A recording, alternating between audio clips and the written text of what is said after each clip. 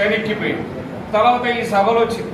మిత్రులు అన్నట్టుగా జయశంకర్ సార్ గారు ఛాంబర్లో కూర్చున్నప్పుడు మనం రాజకీయ పార్టీ పెట్టాలని ఓ మేధావి అన్నప్పుడు మనం పార్టీలు పెట్టలేమే, పెట్టిస్తాం. మనం ఆ రాజకీయ పార్టీల చేత ఉద్యమాలను నిర్మిస్తాం. మనం పార్టీలు పెట్టలేము, మన మాట వినరు, మనం వాగ్దానాలు చేయలేము, మనం అబద్ధాలు ఆడలేము. మనం నిజాయితీ, రాజకీయాలకు కావాల్సింది లోపం, ఇవ్వాలి నిజాయితీ లేదు. అంబేద్కర్ ఆ రోజు రాజ్యాంగ సభలో మాట్లాడిన వాక్యాలు కావచ్చు, అక్కడి నుంచి ఇక్కడి వరకు కూడా అదే.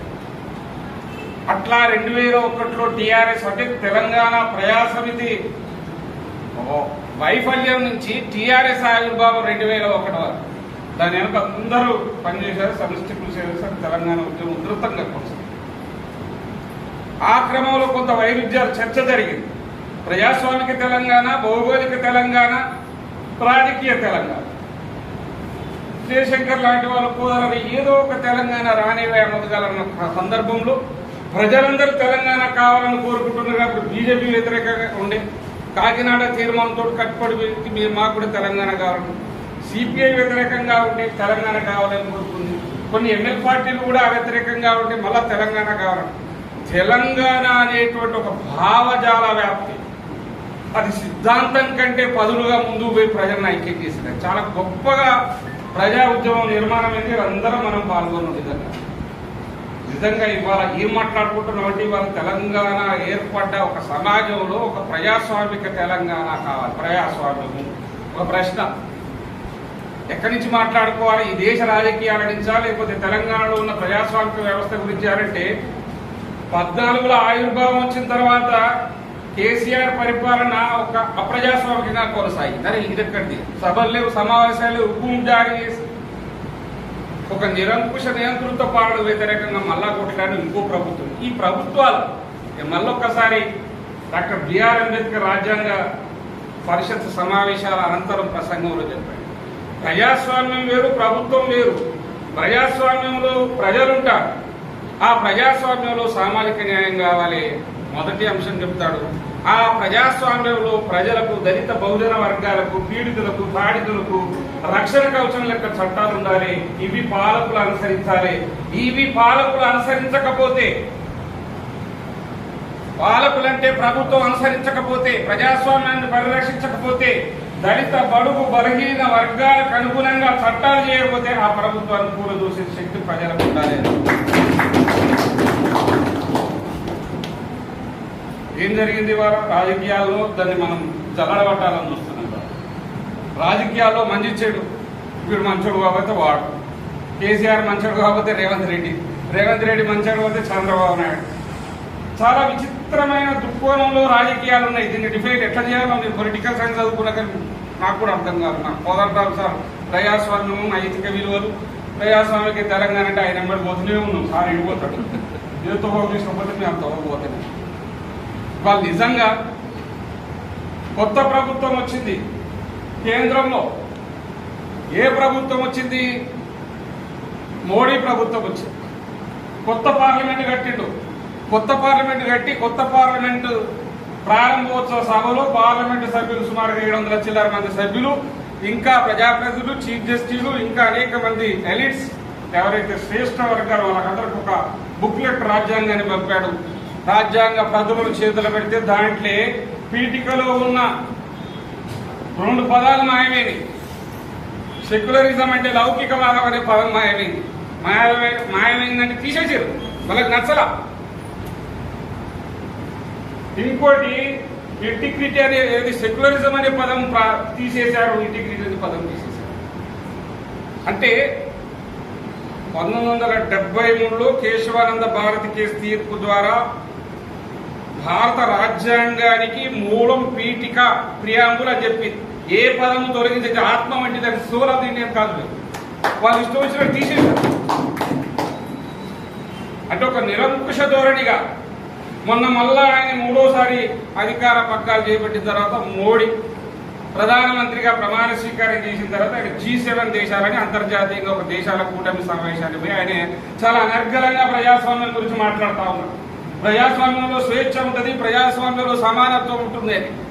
ఇక్కడ అరుంధతి రాయ్ మీద ఊపా కేసు పెట్టించారు. 15 ఏళ్ల క్రితము ఆమెను ఎక్కడో ఢిల్లీలో ఒక సదస్సులో మనం సమావేశం పెట్టుకున్నట్టు విద్యార్థులతో మాట్లాడినట్లు ఆ సిరీస్ తీసి ఒక ఢిల్లీ లెఫ్టినెంట్ గవర్నర్ ఒక ఆదేశం జారీ చేసి అరెస్ట్ అంటే చూడండి, ప్రజాస్వామ్యము అంటే ప్రశ్నిస్తేనే ప్రజాస్వామ్యం అనేటువంటి నాడు ఇవాళ రాజ్యాంగం ఉంటే ప్రశ్నించే వాతావరణం లేదు, దేశంలో లేదు, ఇక్కడ లేదు.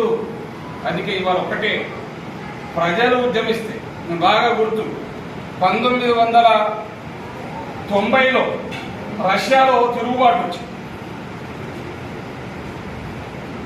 గోర్బంచేవును కూలదోసి ఎనయేవు ఆయనే ఒక డెమోక్రటిక్ రోల్ తీసుకొచ్చే ప్రయత్నంలో పెద్ద తిరుగుబాటు. రష్యా మాస్కో వీధులలో రష్యాకున్న సైన్యం అంతా రోడ్డు మీదకి వచ్చేసింది. ప్రజల మీద ఇట్లా తుపాకులు ఎక్కుపెట్టారు. తుపాకులే కాదు, ఫిరంగులే కాదు, పెద్ద పెద్ద బాంబర్లు ఎక్కుపెట్టారు.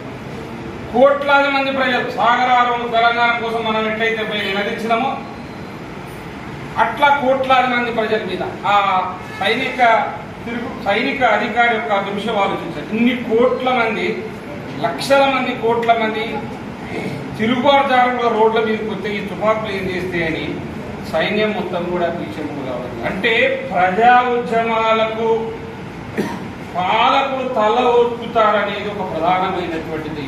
అది మనం గమనించాల్సిన అవసరం ఇవాళ. ఎందుకంటే ఒక సభ ఆవిష్కరణ, సామాజిక న్యాయం జరుగుతలేదు, రాజకీయాలు అగ్రవర్ణాల చేతుల్లో ఉన్నాయి, వనరుల దోపిడీ జరుగుతూ ఉన్నది, రాజకీయ అధికారం వారసత్వంగా కొనసాగుతా ఉంది. ఎమ్మెల్యే కొడుకు ఎమ్మెల్యే అవుతాడు, మంత్రి కొడుకు మంత్రి అవుతాడు, ఇప్పుడు సర్పంచ్ నుంచి ఎమ్మెల్యే అవుతాడు, ఎమ్మెల్యే నుంచి మంత్రి కావాలి, మంత్రి కాగానే ఒక ఆయన ఈటల రాజేందర్ అని ఉంటే మేము అంతా కలిసి ఉద్యమాలలో ఆయన ఆకాంక్ష ఏంటంటే మంత్రి అయింది కాబట్టి ఆయన ముఖ్యమంత్రి కావాలి. అందుకే ఇప్పుడు బీజేపీ ఎంచుకున్నాను, దాని ఒక్కదాంట్లోనే కరెక్ట్. అంటే ఒక రాజకీయ ఆకాంక్షలు చూడండి, అంటే ప్రజాసేవ ఉండాలి, నిజాయితీగా ఉండాలి, రాజకీయాలు ఎట్లుండాలి, ప్రజలకు సేవా దృక్పథం ఉండాలి. ఇవాళ ఈ రాజకీయాలలో పెట్టుబడిదారులు, ఈ రాజకీయాల్లో రియల్ ఎస్టేట్ చేసేవాళ్ళు, ఈ రాజకీయాలలో సంపన్న వర్గాలు, ఈ రాజకీయాల్లో శ్రేష్ఠ వర్గాలు రాజకీయ గుత్తాధిపత్యం కోసము నిరంతరంగా ప్రయత్నం చేస్తూ ఉన్నాయి. దానికి ఏం చేస్తాం, మనం తలగొస్తాం. ఒక్క పార్లమెంట్ ఎన్నికల్లో గత 2019 లెక్కలతో చెప్తున్న 2019 ఒక పార్లమెంటు సభ్యుడు ఖర్చు పెట్టింది 100 కోట్లు. ఒక్క పార్లమెంటు సభ్యుడు కాంటాక్ట్ చేసే పార్లమెంట్ సభ్యుడు, లోక్సభ సభ్యుడు 100 కోట్లు. ఇవాళ రాజకీయ అధికార మార్పిడి కూడా 1000 కోట్లు. ఒక్కసారి ఎన్నికైతే దరిదాగా 1000 కోట్ల రూపాయల ప్రజాధనం. ఇవాళ నాణ్యత లేని పనులు కానీ కూడా కాంట్రాక్టులు నిలదీసే పరిస్థితి లేదు. అందుకే ఇవి ఎందుకు ఒక ప్రజా సమస్యల మీద ఉద్యమ సంఘాలు అవసరమైతాయి, అధికారం కోసం కాదు. నేను ఇంతకుముందు చెప్పాను, మేమందరం కలిసి ఒక సంఘం పెట్టినాం, ఓ కళాకారులు ఓ సంఘం పెడతారు, లేకపోతే ఇంకొక సామాజిక సంఘం ఆవిర్భవిస్తుంది.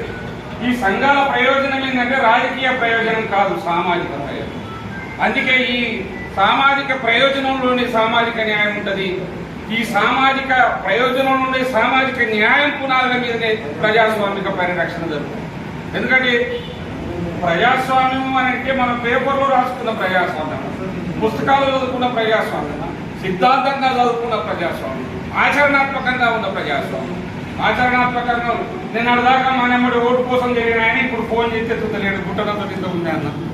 ఎందుకంటే ఇంకేదో అవసరం ఉంటుంది అని. మన అవసరాలు ఏం లేవు, పైరోళ్ళ గురించి ఏం కాదు, కనీసం శుభాకాంక్షలు చెప్దామని అంటే కూడా ఫోన్ ఎత్తుతాడు. ఇది రాజకీయం అంటే ప్రజల పక్షాన నిలబడి ఉండే ప్రజాప్రతినిధులు ఇవ్వాలి. ఎందుకంటే దుస్థితి దౌర్భాగ్యం ఉంది కాబట్టి ఉద్యమ సంఘాల నేపథ్యం ఉంది, ఉద్యమ సంఘాల అవసరం ఉంది.